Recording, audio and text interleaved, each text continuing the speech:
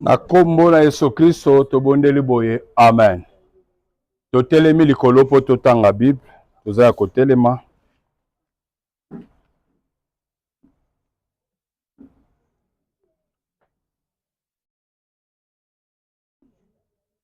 Genèse chapitre 26. Premier verset. Tozo kita. Il y eut une famine dans le pays, outre la première famine qui eut lieu du temps d'Abraham. Et Isaac alla vers Abimelech, roi des Philistins, à Guérar. L'Éternel lui apparut et dit, ne descends pas en Égypte, demeure dans le pays que je te dirai. Séjourne dans ce pays-ci, je serai avec toi et je te bénirai, car je donnerai toutes ces contrées à toi et à ta postérité, et je tiendrai les serments que j'ai faits à Abraham, ton père. Amen. Tofandi, kolo sapambola bino. Tozalaki na musala munene, oyo grand thème na biso ezali, il faut que je fasse tandis qu'il est jour, et toyoko koma na sous-point oyo tozolobela sur c'est la bénédiction de l'Éternel qui enrichit, c'est-à-dire Zambé na grâce oyo kolo Yesu asalaki na ekulusu. Bible ezoloba, il s'est fait pauvre, des riches qu'il était, afin que nous soyons enrichis. C'est-à-dire, na komba oyo kolo Yesu asalaki na ekulusu, kondima komi pesa, kondima ko se sacrifier pour na biso. Bible ezotalisa que azwaki même parti ya makambo to pe domaine ya makambo etali mbongo kobonga. Et Bible ezotalisa que asali na biso bato ba moyen te, masali na biso ba riche. Quand on parle de la richesse, on voit avoir des choses en grande quantité. Amen. C'est-à-dire, ce qui naza mwana nzambe et je suis à l'église, il faut na comprendre que kozala na biloko ebele, kozala na richesse, eza droit nanga. C'est pas un péché koluka kenzamba peso biloko ebele. Kenzamba pambola yo, kenzamba fongolela yo ba ouverture, o posséder biloko ebele, ozala na bandako ebele, ozala na mituka ebele, ozala na biloko ebele, eza péché te, eza parti ya sacrifice oyo kolo Yesu Kristo asalaki na kati na ekulusu. Amen. Alors musalo oyo, je pense que tozo mettre pause na yango katikati na tongo lelo. Regardez-moi très bien. Tozo mettre pause na musala wana lelo. J'espère, si Dieu nous fait grâce, à battre biso, à bombi biso lisusu 2026, je pense qu'après ba dédicace, ndenge nzamba ko inspirer biso lisusu tokozongela. Tokolandela eloko moko moko pour comprendre que c'est pas pour rien nde tokomaki tina place oyo tozolobela likambo ya richesse.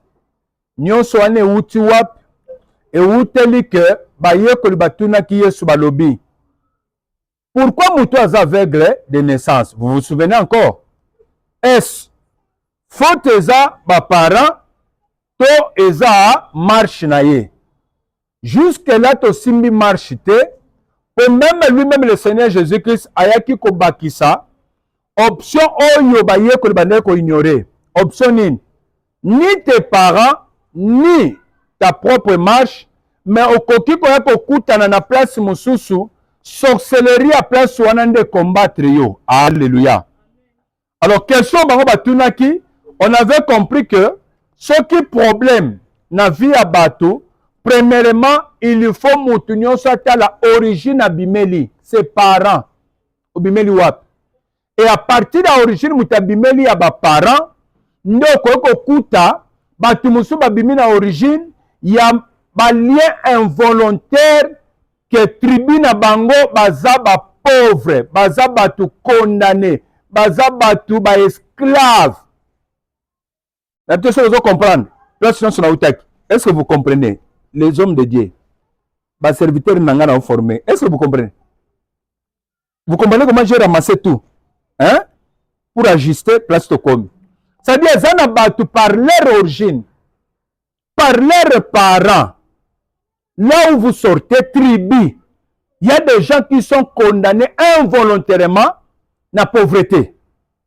C'est pourquoi la Bible est telle ici que quand il y a un sacrifice, il y a un qui riche, mais il s'est fait pauvre, pas comme il s'est banani, pas riche. C'est-à-dire, même si je sortais, na famille moko oyo baboya richesse, baboya batu bazwa, wana eza famille mususu. Lokola na koti na famille ya église ya kolo Yesu, na kati ya famille ya kolo Yesu na ndimeli, ya zwi richesse asali nini apesi biso. C'est que naza muto na koko ndimate, ke netika na vie a pasi, me fona luka solution. Ne par là, kolo Yesu yemoka lobaki, il faut que je fasse. Il faut que je travaille, il faut que na luka solution, que vie ezalaka passe na famille, ngaye longa nga te. Bete la kole sokisu maboko makasi. Alors, tozo cha pause. Ce matin, pause na biso, na Matteo tozaki nango, ototikali na ba, sujet mibale otokosimba. Ta propre marche, ko salake, et détruire pe via moto, ou soit, force ya molili place okutani nango. Hein? Et détruire pe via bat. Okuti, na famille na bino, bitumba wane zate, yo posalelo kama bete, mais tu te retrouves na ba camarade baza ba sorcier, ba komi ko belisa yo. Mais malade wana bino bozaka nango te, liboma obeli wana. Bino na famille bobela maboma te. Yo posalelo kote okoko zalako simbi kisi po bela liboma. Mais ndokyo aza pembeni, nda beti flèche, nda bwaki mauvais sort po belisa yo liboma. C'est que tozana étape ya makasi oyo sengeli to travailler na makambo etali délivrance na makambo etali makila na biso po kamalondo et vivre bénédiction pe niveau moko élevé kolo so pambola yo. Bible ezoloba boye pona kata mateya tokota na service tozobanda service il y a 14 jours aujourd'hui tokosili sango ti le 16. Pourquoi tokosili sango ti le 16? Tozozela to confirmer programme moko ezala kati na biso wana mois de novembre. C'est pourquoi on a limité ce service ici le 14. Le 14 14 jours non le 16. Le 16 c'est un dimanche. Tokokata musalo to bandi lelo. Et bandi lelo le 2 ti le 16. Donc il y a 14 jours, 2 semaines. OK? Il y a 2 semaines il y a enseignement. Et il y a délivrance. Donc, vous allez avoir prière. Vous allez avoir jeûne. Vous allez avoir jeûne. Vous allez avoir bien. Alléluia. Vous allez avoir jeûne. Tu vois comme si tu ne peux plus parler. Hein? Tes salives commencent à coller. Tu n'arrives même plus à parler. Maintenant, on va faire ça pendant 2 semaines. Alléluia. Pendant 2 semaines. On va jeûner, on va chercher Dieu. C'est pour notre bien. Kamalon de zaba prière, kamalon de zaba jeûne, kamalon de zaba offrande. Biso eza bongo. Habite so zo très bien. Kamalon de zaba bongo. Bible zoloba. Il y a une famine dans le pays. Outre la première famine qui est liée du temps d'Abraham. Et Isaac alla vers Abimelech, roi des Philistins à Guérar. L'Éternel lui apparut et dit, ne descends pas en Égypte, demeure dans le pays que je te dirai. Séjourne dans ce pays-ci, je serai avec toi. Zamba zoya kobimela Isaac, tango bakomi na kati. na Guérard. Alléluia. Suivez-moi très bien. De l'eau. C'était des bouteilles.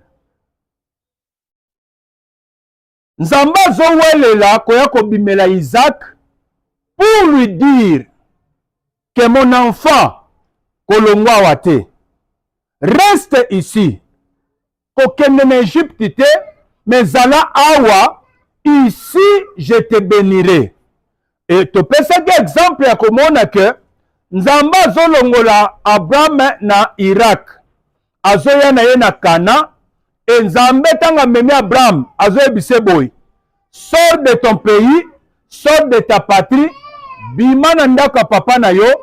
Toke bisiko nga na zo mema yo. Et nako pambola yo. Nako tombola yo. Nako rendre kombo na yo grand. Soki Abraham alongwe te. Soki Abraham alongwe na ndako ya papa na ye te. Soki Abraham alongwe na mboka na bango te. Nyonso eza comme bénédiction. Oyo Nzamba azoloba pona tina na Abraham. Moye ta Abraham azwango eza te. Bolanda bino batu bozalaki te. Suivez très bien. Vous qui n'êtes pas là. Bolanda très bien. Ça dit soki Abraham alongwe na mboka na bango te. Soki Abraham alongwe na ndako ya tata na bango te. Moyen Abraham apambola meza te. Moyen Nzamba sala pa Abraham ezate. C'est-à-dire quoi? Bénédiction. Tango Nzamba zo wele la koyoko yebisa Isaac. Ko bouger te. Tikala awa. Na kozala na yo na mboko. Na kopambola yo. C'est que bénédiction ezana localisation. Bénédiction ezana adresse. N'habite so bolanda très bien. N'habite so bolanda très bien. La bénédiction a une adresse. C'est pour dire quoi? Nzambe lokola Nzambe nda pambolaka. Bible zoloba c'est la bénédiction de l'Éternel qui enrichit. Lokola bénédiction utake pa Nzambe, Nzambe apesaka bénédiction n'importe où te. Nzambe pambolaka batu kaka pona sentiment place nyonso mutaza te. Adresse à bénédiction ezalaka. Oyo ezosenga ke Nzambe mona yo oza place wana po apambola yo. Alléluia. Nous avons dit ceci. Si Dieu s'est précipité, on a koya koloba ke tikala awa na kopambola yo ko bouger te. C'est que soki Isaac alongwa ke mboka mususu, moyen li pamboli ya Nzambe et accompagner na mboka wana ezate. S'il faut se poser des questions, Nzambe ngondi azalaka te, nga Nzambe azopambola nga te, nazomona makambo ezo simba te. Vous êtes dans quelle adresse? Vous êtes sur quelle adresse? Osana localisation nini? Première option pour na mutu, li pamboli oyo ezoute pa Nzambe. Mutu bénéficier nango 1. Eza mutu fa kutana na localisation Nzamba tchaki pona ye. Sadi bisiko Nzamba bongiselaki ye. Alléluia. Alléluia. Isaac, Nzamba ya yebisie, ne bougez pas. Zala awa na kopambola yo. Et Bible ezotalisa biso. Et Isaac atikali na mboka wana a bouger te. Pe na kati ya mboka wana Nzamba ye kopambola ye. Kolo so pambola yo. Kolo so pambola yo. Soki muta se retrouver siko na kati ya localisation. Tango muta se retrouver na kati ya localisation, oyo ezo compte ya mibale eza nini? Eza destiné ya mutu wana. Vous êtes destiné à quoi? Nzamba bongisela yo nini? C'est clair? C'est clair? Si je me retrouve là où Dieu m'a envoyé, comme moi Dieu m'a envoyé ici au Grand Katanga, c'est la localisation, c'est l'adresse que Dieu a donnée pour ma vie. Et lorsque j'arrive ici, comme naza déjà na kati Grand Katanga, maintenant il lui faut nayeba, je suis destiné en quoi? Nzambe abenginga ne loko nini? Nzambe atie loko nini pona nga? Nde tanga ki Jérémie chapitre 1er, verset 4 à 5. Bible zoloba pona Jérémie boy. Avant que je t'eusse formé dans le ventre de ta mère, je te connaissais. Avant que tu fusses sorti de son sein, je t'avais consacré et je t'avais établi prophète des nations. Alléluia. Avant bima, avant okota na libuma mama, nga nzambe na yebaki yo Jérémie. Avant bima na libuma mama po botama, na sina tchaki yo pembeni, je t'avais consacré, c'est-à-dire mis à part. Je t'avais destiné na musala songolo. Vous comprenez ça? C'est-à-dire avant botama, nzamba sa bongisa ki pona Jérémie. Nini nzamba bongisa pona Jérémie? Nzamba so détaillé ye. Na bongisa ki yo kozala nganga nzambe pona bamboka nyonso. C'est-à-dire Jérémie azobotama azanani pasteur. C'est que azana loko mususu akoko sala te, soki eza koluka ko comprendre destinée na ye eza nini. Alléluia. Amen. Alléluia. Amen. Maintenant, peut-être koko loba, Jérémie ezalaki ki pasteur. Bongo siko pona Isaac ezalaki nini. Amen. C'est ça la question, non? Tozongi siko kaka pes tozana Genèse 26:1. Nzamba ye a précipité à lobi na ye localisation no yango petit ko bouger te. Terrain na yo, c'est ça? Hein? Le babongo te, hein? Hein? Terrain na yo yango yo ko bouger te. OK? Maintenant destiné ya Isaac ezanine. Nzambe destiné ya Isaac eza apesi Isaac mabele oyo. Hein? Pays. OK? Pona Isaac eza pays oyo bapesi ye. Pona Jérémie ezanine akozala pasteur. Bongo pona yo sikoyo. Yo kozala nani? Pona yo kozala nani? Commerçante. N'habite chose on a très bien. C'est-à-dire mutu pon nzambe, nzambe aza likolo. Pon nzamba pambola mutu wana, la première des choses, il lui faut kutana na localisation na adresse, deuxièmement, et destiné na yo sikoyo, nde il faut osalela. Alléluia. Nga nzamba tindinga na localisation yo, destiné na ngeza nini? Naza comme Jérémie, naza nganga nzambe, pasteur responsable, il y a la grande CS Kamalondo, Kana, bisika baliaka, le produit du pays. Kolo Yesu apambola yo. Kolo Yesu apambola yo. Alléluia. Alléluia. Habite somme doit se comprendre. Soki sko mituni.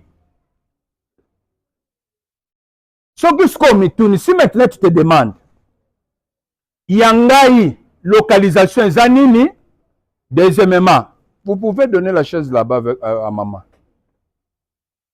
Donnez la chaise là-bas à maman. Afin d'anaïwa. Yanga localisation zanini, et puis destiné nangeza nini. C'est pour dire que mutu nyonso akosala makambo nyonso te. Oza tout terrain te pona mokili osala nyonso yo lingi. Omeka o mabe, omeka o mabe, omeka o mabe. Non! Dieu ne fonctionne pas comme ça. Alléluia. Nzamba salaka na batu na particularité na ye. C'est-à-dire, soki nzamba tche destiné na yo pozala mutu songolo. Il lui faut mutuana à retrouver destinée na ye. 1. La localisation. 2. C'est quoi ta destinée? Tu es qui? Yo faut salanine. Lokola Isaac, nzamba destinaki terre wana, comté wana, mabele wana, et pas ya Isaac, pe ya postérité na bango.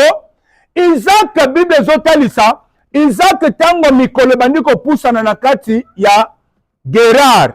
Bible zoloba, Isaac akei ko semer, akei ko travailler. Akei a travailler, Bible zoloba, a gagné le centuple. A gagné centuple. Tango a gagné centuple, Bible zoloba, Abimeleki baye ko benga na Isaac. Balobi, longwa na mboka na biso. Longwa ozole kabisa na makasi. Kolosa pambola yo. Longwa ozole kabisa makasi. Mais pourquoi pambolami na terrain wana? Pourquoi ça dit que Azwa? Parce que c'est sa destinée.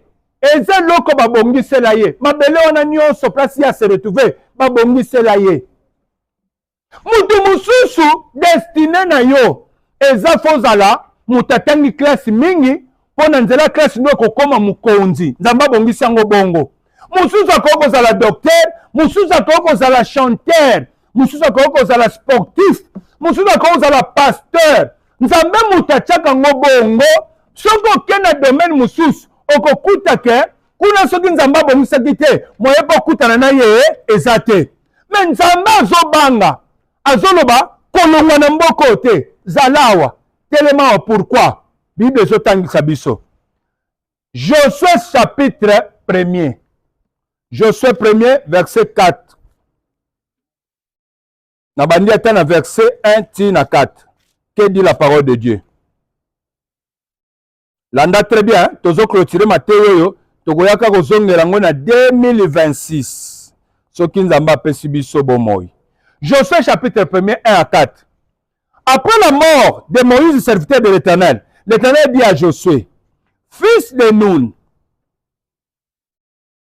serviteur de Moïse Moïse mon serviteur est mort maintenant lève-toi Josué passe ce Jourdain toi et tout ce peuple pour entrer dans le pays que je te donne. Dans le pays que je donne aux enfants d'Israël. Tout lieu que foulera la plante de votre pied, je vous le donne comme je l'ai dit à Moïse. Batu nyonso baresita keloko balobaka boye. Bisika nyonso tie makolo. Esa nini? Epesa melio. Bolobaka ngo te bolobaka te. Bolobaka te. Hein? Oh, bayebisaki Josué, bisika nyonso tie makolo esa nini? Epesa melio. Écoutez bien, les hommes de Dieu, boyoka. Bisika nyonso tie makolo epesa melio te.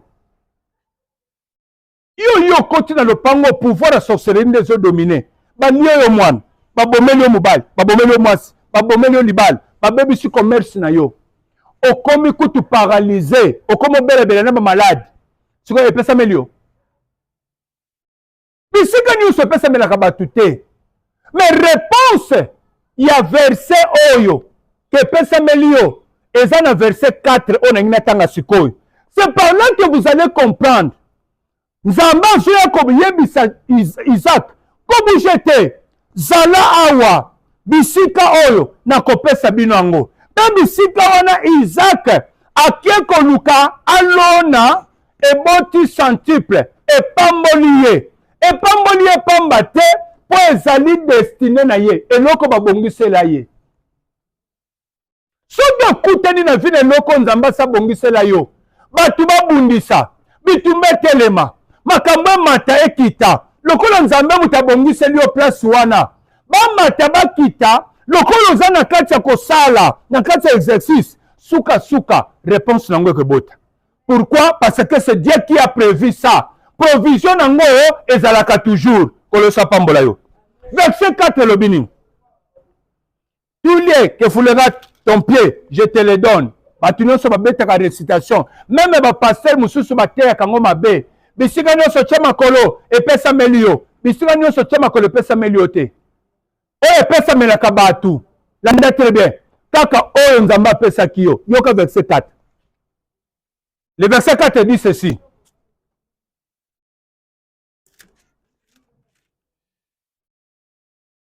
Vous aurez pour territoire.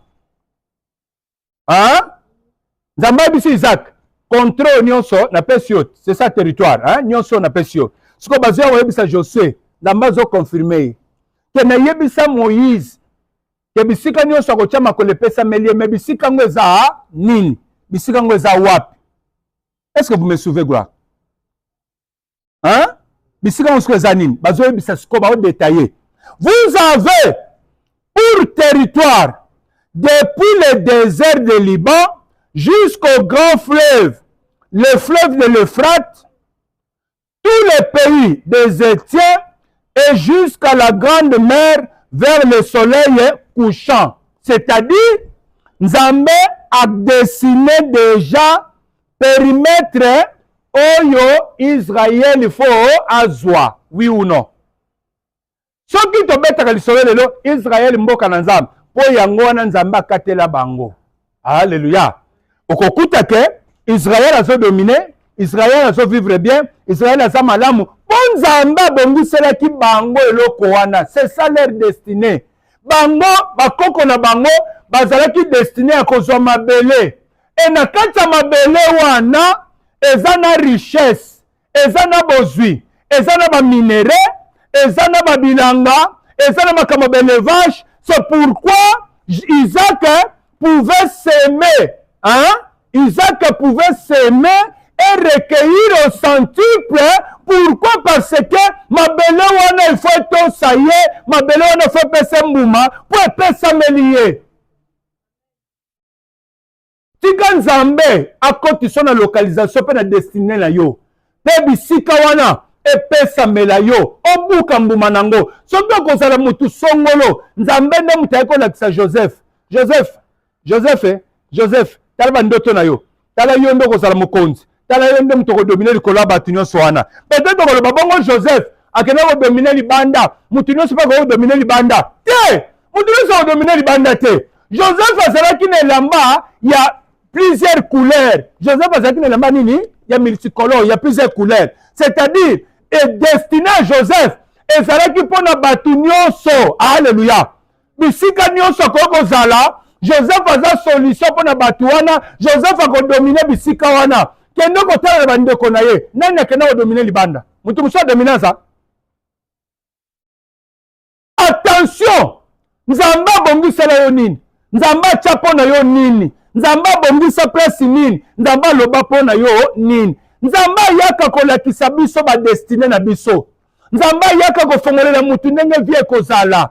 Olala kolotaka nini? Nzamba atelisaka eloko nini? Nzamba bongiselako nini? Bandoto olotaka. Parmi bandoto na yo, programme vino mobimbeza na kati wana. Il suffit kutana na Joseph akoko limbolelo ndoto. Omoni pe vie ebongaka te sa nini? Ebongi. Batebele baza ko échouer. Pourquoi? Parce que bandoto na ye atrava ko comprendre te que Nzamba lakisaka pono yango. Yo Nzamba na lakisaka yo za munganga. Nzamba bana ko lakisaka oza nani? Oza munganga. Grâce à moi munganga otangi yango. Siko zozela ozo lipamboli na paramètre nini? Na place nini? Na esika nini? N'est-ce pas vous comprendre? C'est-à-dire c'est pas facile. Et ça par hasard te que Nzamba ko pambola mutu ngulu. Non. Nzamba pambola ka mutu na kata destiné na ye, na kata oya bongisela yo. Suivez maintenant, vous allez comprendre. Bible zolobani. Tozoni bas tozala ki Isaac. Pour leçon, eza makasi ka place wana. Bible zolobaboy. Nazotang. Isaac resta à Guérar. On Nzamba yebise ke tikalawa. Lorsque les gens du lieu faisaient des questions sur sa femme, il disait c'est ma sœur. Car il craignait en disant ma femme que les gens du lieu ne le tuassent parce que Rebecca était belle de figure.